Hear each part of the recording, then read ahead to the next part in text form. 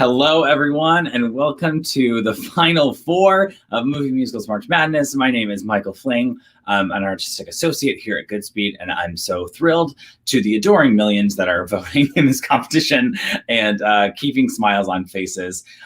Before we get too much further, I'm going to bring in my co-host, the practically perfect herself, Annika Chapin, Goodspeed's other artistic associate and resident dramaturg. Hi, Annika. Hi, Michael. How you doing? How's your weekend been? Oh, well, it just got very rainy. It's very dreary here. So when we were running that intro, whenever that intro runs, I always think to myself, why don't I spend all my time watching movie musicals? They're so delightful. But especially I was like, how much afternoon do I have? I could watch a bunch of movie musicals. It's a good day for it. It is a great day for it. I also have to say there's something about that, just like that music that is so like epic and like it gets my adrenaline going a little bit. I'm like, okay, all right, we can do this. Okay. Yeah. And of course we are here because of Goodspeed On Demand and the stream of Passing Through, which is about to enter its final week of streaming. So you can go to goodspeed.org right now and get your streaming link to watch the glorious archival capture of Passing Through, the brand new musical that we premiered at the Terrace Theater just down the street where I am right now.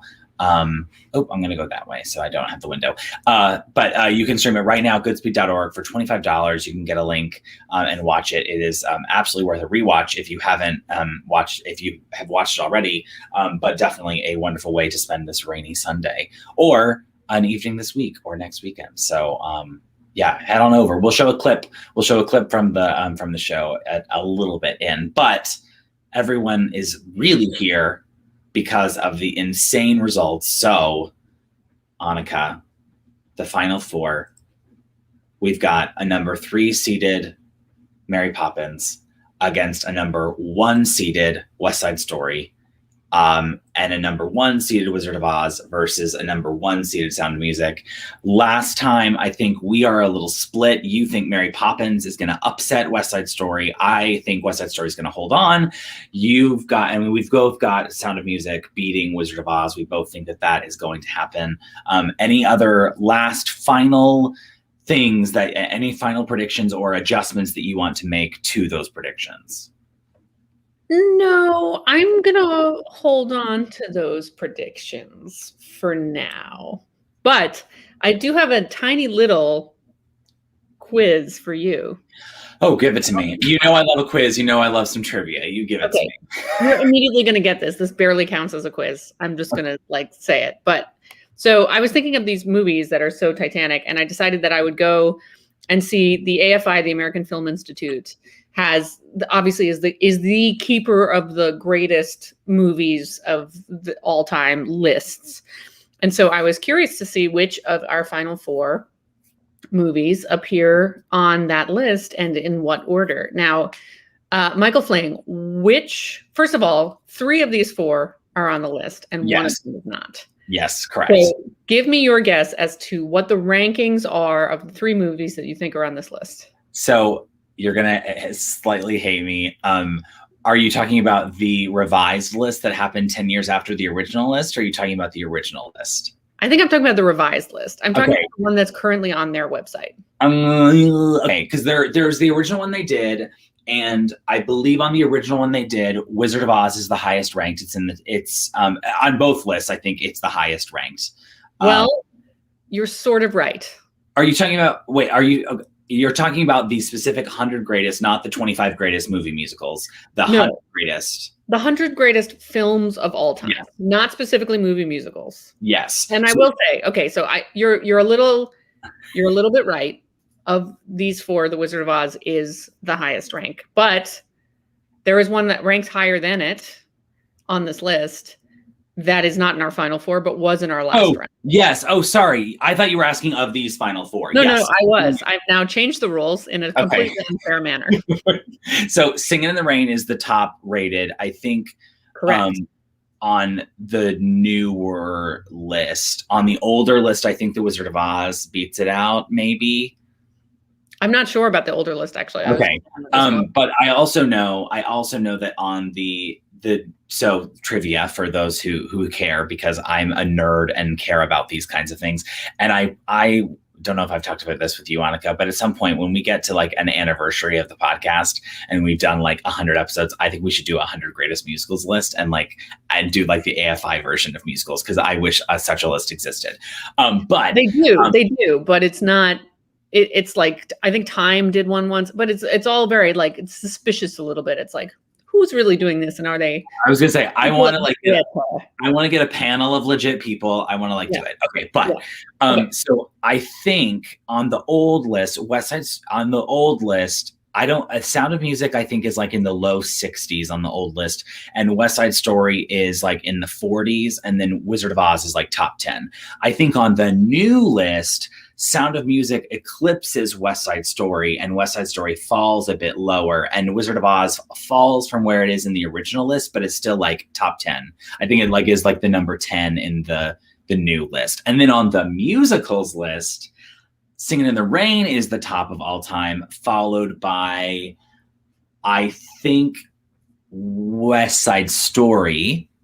And then of these listed here, I think The Wizard of Oz is next, and then it's Sound of Music, and then skip one because like American in Paris gets it or something, and then Mary Poppins is like number 6. That's exactly correct. I realize now that this, like, asking Michael Fling to do this is sort of like going to Simone Biles and being like, hey, I have some gymnastics trivia for you. Could you maybe like do a cartwheel? And then it's like, haha, no, that's foolish. But yes, you are 100% correct. Actually, number 5 on the musicals list is Cabaret, which Cabaret. Okay, great for us. But yes, movie musicals list is Singing in the Rain, West Side Story, Wizard of Oz at 3, Sound of Music at 4, Mary Poppins at 6. And on the AFI list, Singing in the Rain is 5, Wizard of Oz is 10. Yep. Sound of Music is 40, so we jumped on, and then West Side Story is 51. Yeah. And actually, 2 other ones that we had in our bracket make that list, which is number 3 is 63. Is Cabaret. Sure. And Yankee Doodle Dandy coming in at 98, which is interesting because it's a movie that I had never heard of before we started doing this bracket.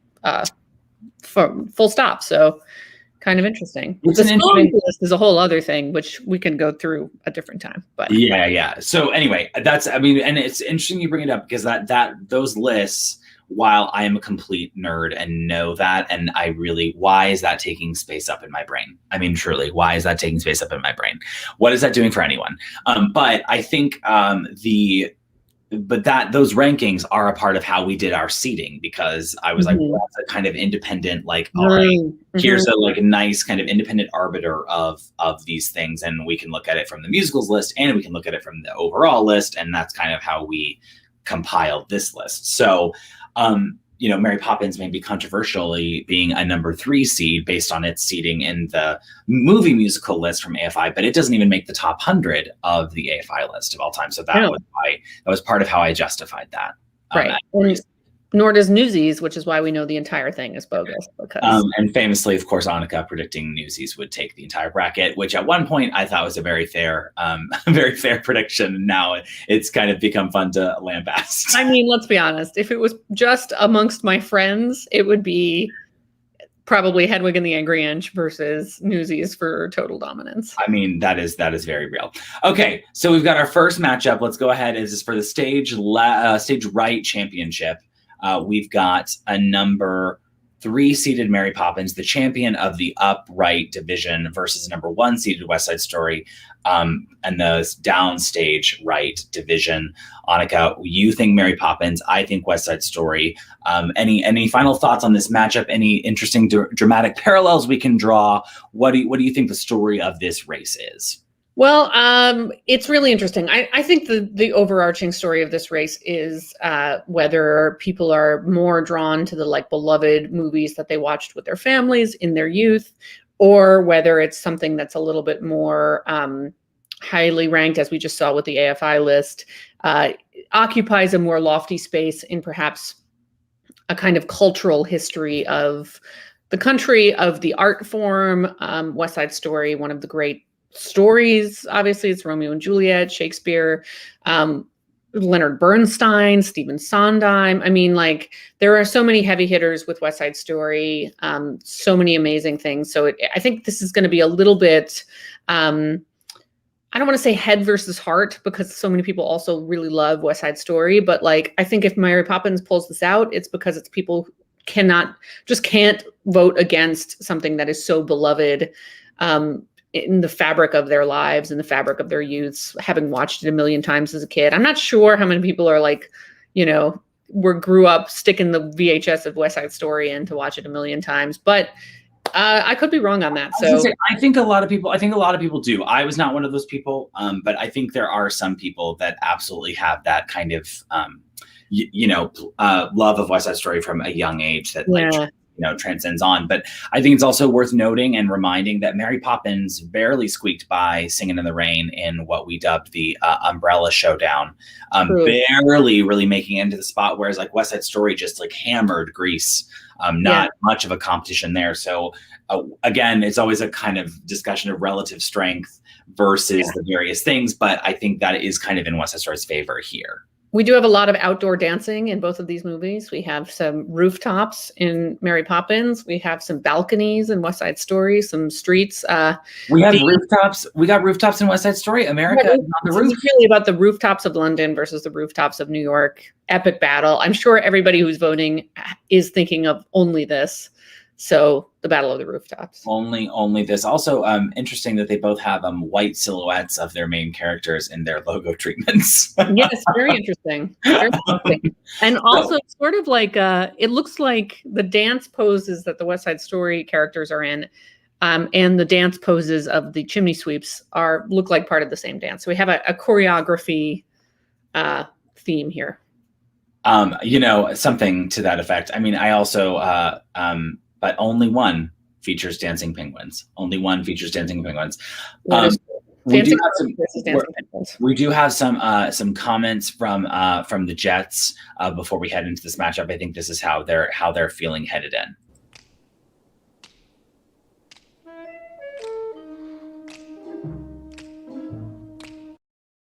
They're ready. They're ready to rumble. All right. We do have an upset alert. We're going to dive into the crosstabs. Really, I have to say, I'm gobsmacked by the numbers. Mary Poppins winning on every single platform. Every single platform. I am so shocked. I am personally very shocked. Everyone who watches this, I think, and knows me personally, knows how much I love Mary Poppins. I've got her on my mug. I love Sound of Music. I love Julie Andrews. All of these movies have special places in my heart for various reasons. But like Mary Poppins is like, so I am shocked. But winning on every single platform and overall winning 55-45, a more commanding victory over West Side Story than over Singing in the Rain to get into this matchup in the first place. So Mary Poppins will be the stage right champion and compete to be the champion of Movie Musicals March Madness. Annika, talk to me. What are you thinking? I am just jaw on the floor. Well, I mean, here's the thing about West Side Story. I love West Side Story. I will never, ever say anything. It is a exquisitely constructed musical. It is beautiful. The music is extraordinary. The plot is extraordinary. The plot is important. It's about issues that are still very, very real to us. It's a sad thing. It's a sad thing. It's ultimately a tragedy.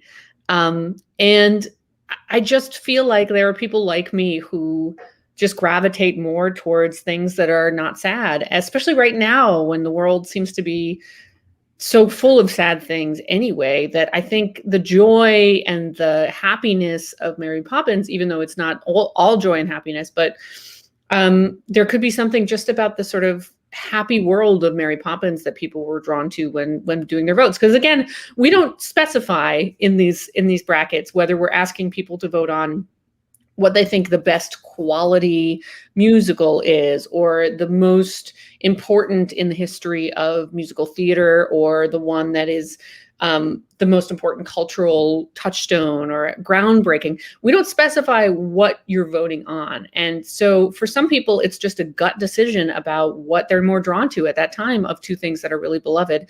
And I think that's probably what pulled Mary Poppins through here.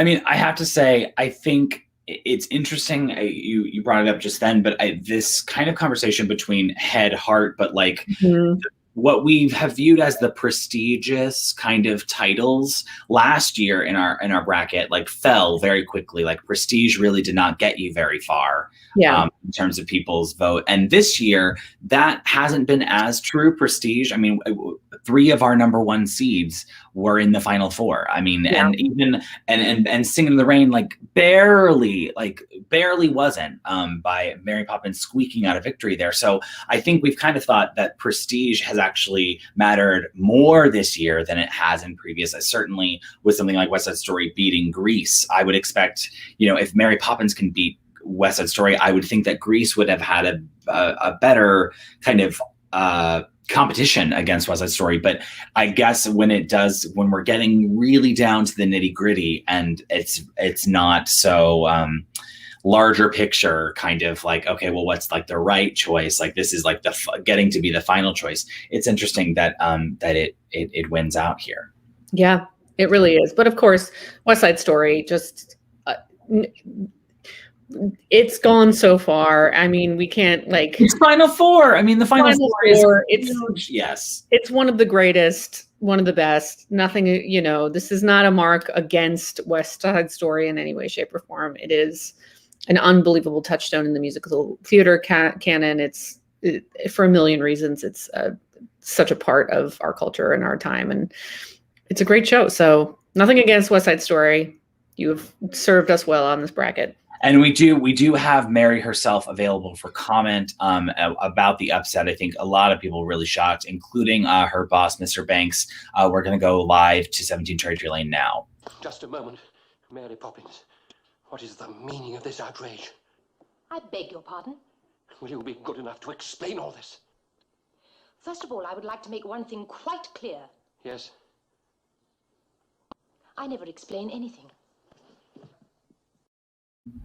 She never explains anything. I thought that was too good a clip to not share. I don't know if hopefully I'm coming across. I think my internet's getting a little slow. But before we go to figure out the stage the stage left champion, good God. Before we go to figure out the stage left champion, we of course are here and sponsored by Goodspeed On Demand and the stream of Passing Through, which is available now at goodspeed.org. Head on over there, get your link, watch it with the family today on this dreary, rainy day here on the East Coast. But even if it's a sunny day, even if you're on the West Coast and it's like glorious and beautiful, stay inside. Who needs the outdoors when you have Passing Through? Andrew will walk across the country for you. You don't need the outdoors. You need the story of Andrew Forstoffel.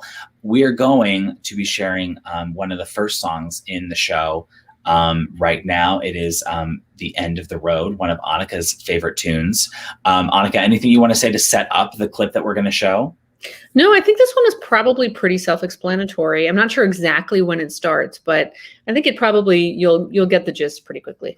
So here's a clip from our stream of Passing Through and the number The End of the Road. I want to learn how to make sense out of all the disorder. The who and the where and the why and the whatever else I don't know. And I got a backpack, an old mandolin, and a beat-up recorder. And until I get answers, I'm willing to go to the end of the road. Through desert rain and snow, till I reach that other shore. To the end of the road. Maybe then I'll know the answers that I'm looking for. Tell me how. If there is a reason why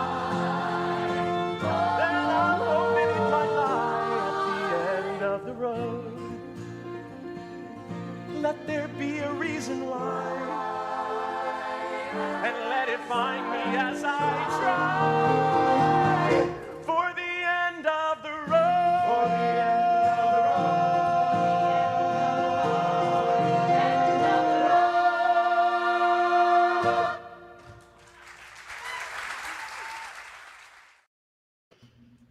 Just incredible. Can I just say something too about, like, you should go watch the show for a million reasons. It's a delightful, wonderful show. One of the reasons is that Max Chernon's voice is one of the most extraordinary voices I've ever heard come out of a human being forever. And I've literally spent my entire life listening to people sing. Like, it is one of those voices that is just, it's like velvet and richness and comfort. It's like everything it's like coming home from the cold and a warm mug of tea. It's like everything you could possibly, I mean, like, literally when we were in rehearsals with the show, I just had a series of like tweets that I'm surprised Max even like doesn't have a restraining order against me about like what it was like listening to Max Chernon's voice. And it is extraordinary. And all of these voices in this show are extraordinary too. And I'm finding that one of the things that I miss the most about theater and live theater is just being able to be surrounded by voices in harmony, singing so beautifully. And, you know, Passing Through has that in spades. So please do yourself this great favor of allowing yourself to just bathe in the sound that is this show and the Brett Ryback score and these amazing, talented performers. It's just really, really extraordinary. So, you know, watch it the first time for the plot and the story, and then just like watch it the second time and just for the notes to hit your ears. Listen, it's well worth it. And since we don't have a cast recording, it's the only way you can get the music. So I'm just saying. Okay. We now have our stage left championship between a number 1 seeded Wizard of Oz and a number 1 seeded Sound of Music. Again, I think we both think Sound of Music is going to win out here. Which for me is like preemptively nerve-wracking because I really don't want to see my 2 favorite movies go up against each other, though I love The Wizard of Oz so much too. And we do, if, you know, in this world where if we've got one, you know, we're kind of creating this narrative around like prestige choice versus like heart choice. Annika, these are both very prestigious movies, both very, but also very sentimental and very close to some people. Where do you think that fault line is between these two pieces before we look at the numbers? I mean, that's a real tough one because you're right. These are both highly celebrated films. Just the end, you know, straight up there. You could just stop right there. They're both wonderful movie musicals, clearly. Both big parts of American culture, and both the kind of movies that people will just watch endlessly growing up and with their families and everyone. You know, it's hard to not have some memory of watching Wizard of Oz at some point in your life, watching The Sound of Music. So this is a real tricky one. I mean, what we talked about last time which is that The Wizard of Oz is almost so enormous as a category of thing unto itself that perhaps Sound of Music might edge it out, just because I don't tend to think of The Wizard of Oz as a movie musical necessarily in the same way that I think of The Sound of Music as a movie musical. I think of The Wizard of Oz as like a piece of America, pretty much. So in that case, it could be the kind of thing where it's like it looms so large, it actually kind of doesn't qualify in this category in the same way that something like Sound of Music does. But again, I mean, it's really hard to see here what's going to happen. It's just, yeah, you know, I mean, The Wizard of Oz, those shoes are in the Smithsonian. Like, you know, what are you going to do? But at the same time, every beautiful hill everywhere owes a debt of gratitude to Maria. Yeah. I mean, I think it's interesting too what you bring up in terms of the whole identifying it as a movie musical from a very academic standpoint. And perhaps if I ever went and got my master's, I would write a thesis on The Wizard of Oz. In many ways, you can call like The Wizard of Oz / like Snow White and the Seven Dwarfs like the first integrated book musicals. I think you could make a case. Obviously, Showboat does a lot, and Oklahoma comes 4 years after The Wizard of Oz, 6 years after Snow White and Seven Dwarfs, both of which are absolutely musicals where the songs are forwarding the plot. You're getting emotion out of these characters. I mean, so not to take it away from our beloved Roger and Hammerstein, who, of course, I have a literal dedicated wall to behind me, but also who are in this matchup with The Sound of Music. Without a doubt, I think the most widely celebrated of the film adaptations of their stage musicals. I think it's a really interesting thing that we don't associate The Wizard of Oz as being a movie musical in that same way, because I would agree. Even like Mary Poppins, I think of as a movie musical. The Wizard of Oz like lives in a different kind of singular category. Talk about like the American fairy tale aspect of it, but it'll be interesting to see if that bears out. So we have a blowout alert. Whoa! I was really surprised. I almost didn't even dive into the crosstabs, but I thought because there are only 2 races, let's go ahead and look at the numbers. So we have Sound of Music really blowing out The Wizard of Oz, getting about 2/3 vote on every single platform, almost 75, almost 3/4 vote on Facebook. The Sound of Music. So The Sound of Music, without much competition, is going to win it 2/3, 66-34. The Sound of Music is the stage left champion.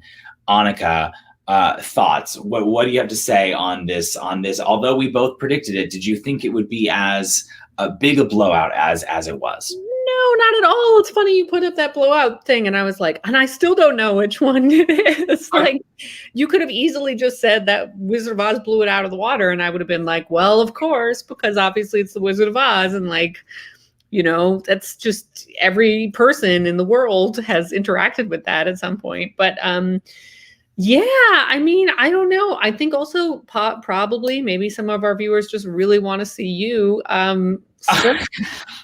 We'll get to that. Let's not get to that yet. We'll save that for the final segment. Because I do think we also do have Dorothy Gale for comment herself. We're going to go live to Kansas for her reaction to being sent home. No, Aunt Em. This was a real, truly live place.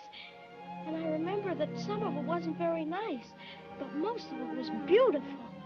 But just the same, all I kept saying to everybody was, I want to go home. And they sent me home. Doesn't anybody believe me? Of course we believe you, Dorothy. Oh, but anyway, Toto, we're home. Home. And this is my room. And you're all here. And I'm not going to leave here ever again. Because I love you all. And, oh, Auntie Em, there's no place like home. She wanted to get home, and the people listened, evidently. Yeah. I mean, it's also interesting because we do have such an iconic, you know, these are just such iconic performances too. Watching, I mean, Judy Garland in Wizard of Oz is just... At 16. I know, it's 16. It's mind-blowing and it's mesmerizing. You just can't look away from her. So, you know, and obviously Julie Andrews, we now have double Julie Andrews. Like, I mean, just there's so much amazing stuff about Wizard of Oz. But again, like, I think it'll do fine. It's fine. Yeah. It doesn't need this victory. She's happy to be back home in Kansas with Aunt Em and Uncle Henry. So, of course, this does mean that the championship battle is a Dame Julie showdown between Mary Poppins and The Sound of Music. I think we do have Julie herself available for comment. We're going to go live to the Oscars for Julie Andrews. Thank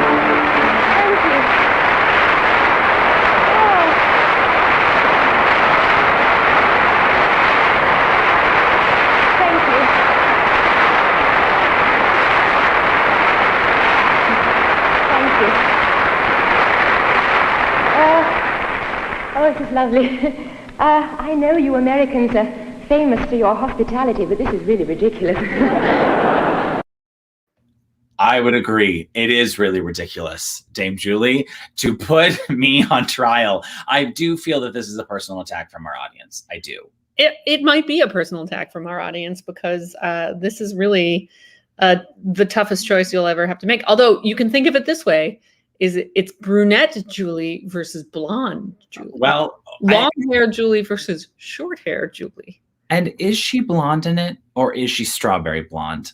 Of which, of course, I am strawberry blonde. I've always kind of felt that she was actually a redhead in the movie. Everyone calls her blonde, but like, there's a tint of red there. I don't know that it's quite blonde, but truly, I mean, it's on the wall behind me. I feel I have to say I'm gonna it's the Dame Julie showdown. I just have to keep I have to keep saying it again, but I'm going to echo the comment that we got in on Facebook from Nadine. Since I was 6 years old, I've loved The Sound of Music and Julie Andrews. Nadine, cut that about in a third, and you've got me. I feel you. I feel you intimately. I have genuinely. I may have to do the next broadcast from bed. Annika, you may actually need to be one. Yeah, it'll just be me. With no graphics, nothing. It'll just be a very sad. Because truly, my struggle here is I don't want it to be a blowout. I'm terrified it's going to be a blowout in either direction, which would like make me sad. Well, but it's not sad though, because this is 1 and 2. Both of these movies have now beaten out so many movies. So it's either way, it's not a defeat, really. It's just a different kind of victory. It's that aspect of it. It's having to pick, like, click one or the other. It feels like Sophie's Choice to me. I'm just going to silent scream. I'm just going to silent scream like Meryl Streep. And maybe I don't pick, and I'm going to let them pick. I'm going to let the people pick for me. I will abstain. Maybe I'll just abstain from voting. Just abstain. Do that. Yeah. Then you'll never feel guilty. Or you could just, well, no, there's 3 because we don't have an email survey on this one, right? So you will have to vote. You can't vote equally for both. You cannot. I guess, you can. I mean, you can vote between the Goodspeed Instagram and I could vote once on each platform for the other. Yes. But I just, in general, I specifically requested this not happen. I implored the people. I said, vote your conscience, vote your heart. Please don't make it into a Dame Julie showdown because my constitution can't handle it. And I do feel that this is an attack. And why don't we just replace one of them with Newsies, and then Newsies, and we're good. Which is like magic. It comes back from the dead. We have discussed doing a comeback from the dead thing. Sort of ghost round. It would not take this form. We're not that. No. Yeah. I mean, I don't know. So Annika, go ahead and make a prediction. Which do you think will win? Do you think The Sound of Music wins because of its prestige and because of the strength of the adaptation and what it is, or do you think Mary Poppins pulls it out as a beloved piece of childhood fantasy? I mean, truly, they're both so. They were released within like 7 months of each other. Even it's like they are so similar in so many ways. But who do you think actually will take it? I think this is going to be Blonde Julie for the win. I think Sound of Music is going to take it. Just because I feel like if I said to a bunch of people, like, name a movie musical, go, Sound of Music is what jumps to mind. I think it is the sort of ultimate in this category. Like some of these other ones we've talked about in terms of don't quite register as movie musicals in the same way, like Wizard of Oz, Sound of Music is so strong on both sides of that. Like as a film, it's so strong, and this is how people know this show most of the time. Although it also has a life on stage, it's everybody. It's different things for a lot of people. It's got so much going on. Like Mary Poppins is definitely beloved, definitely like multi-watchable one. But I just feel like Sound of Music is kind of the movie musical, and I would not be surprised if those 2 VHSs that everybody had take this. I think I agree. I mean, I did predict that The Sound of Music would win the whole bracket. I did predict that from the start, and I think that holds true. I guess I'm going to go out on a limb and say I actually think it's going to be a little bit of a blowout. I think Sound of Music is going to win in a blowout victory. I think actually, I'm, again, I'd be thrilled if I were proved wrong, and it were tight. I have a feeling that based on all the criteria we've seen and the various, like, it has that mix of prestige and also like childhood kind of love that I think Mary Poppins just doesn't quite have, even though, of course, Julie Andrews did win an Oscar for her performance in Mary Poppins and not for her performance in The Sound of Music. Controversial though that may be in some film circles. She should have won an Oscar for both, if you're asking me. She should have just won both. But I was not an Oscar voter in the 1960s. But shocking. It was an oversight. It was an administrative oversight. I just banned by the Academy. I do think The Sound of Music is going to pull it out, though. But who knows? Maybe there's actually there'll be a contingent that comes to Mary Poppins, and it beat Singing in the Rain and West Side Story. Yeah, and also I do feel like we've talked about Sound of Music does have in some circles a sort of bad reputation for being saccharine or too sweet, which neither of us feel is deserved. There's a lot more darkness in that story than people like to think of, just because there's cute kids in it. Come on, guys. But so there could be some people who are more drawn to Mary Poppins, which does have a little bit more of a darker barely, but there might be people who are voting for Mary Poppins because it's not The Sound of Music, and anything as popular as Sound of Music also has its detractors. So we could see some of that, but I think Sound of Music will climb every mountain, if you will. Okay. Well, and take it. Boo. Boo.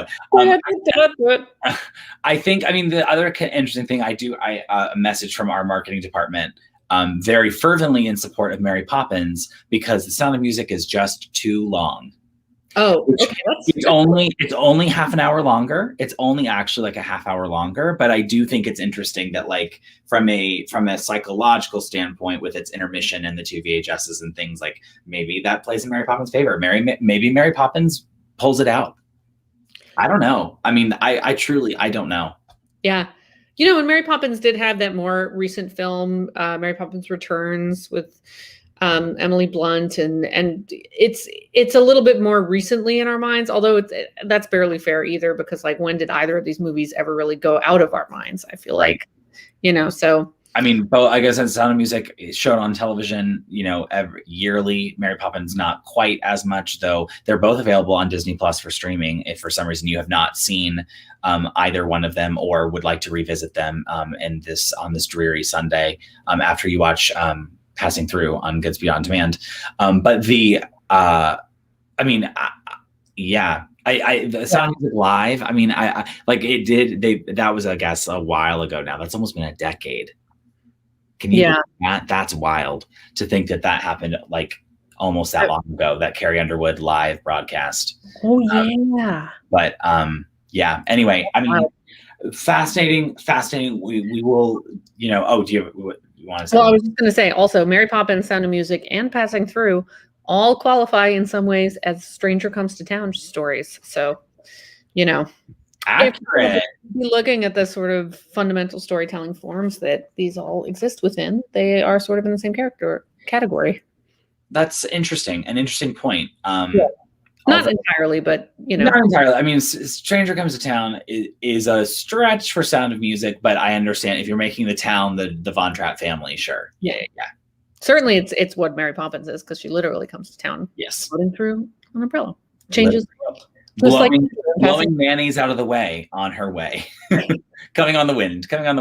Okay, well, before we talk ourselves to death, do not forget that Goodspeed On Demand, the reason we are here, the stream of Passing Through, you can find it on goodspeed.org.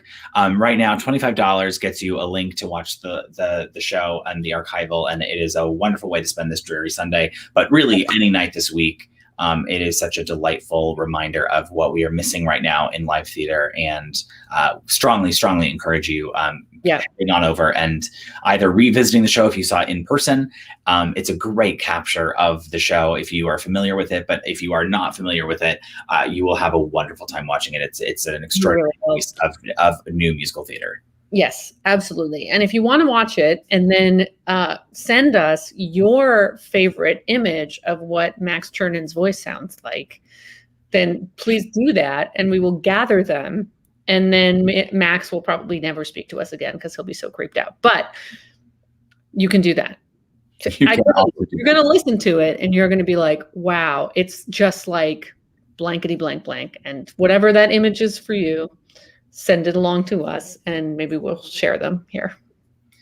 Okay, well, with that, we will bid you adieu. We will so long, farewell, and we will see you on Tuesday at 1:00 p.m. Eastern on YouTube and on Facebook for the final results. The voting will go live on Instagram and Facebook tonight at midnight. So tell your friends, whip the votes, get everyone in the story voting for the one that you believe should be the champion, either the number 3 seeded Mary Poppins or the number 1 seeded Sound of Music, our Dame Julie Showdown, an attack on host Michael Fling. Just wow.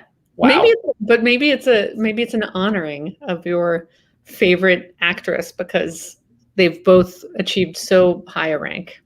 I think that is a stretch. That is more of a stretch than Sound of Music being a stranger comes to town narrative. Okay. We will see you. How dare you? Punditry. Okay. We will see you on Tuesday. Bye, everyone. Bye, everyone.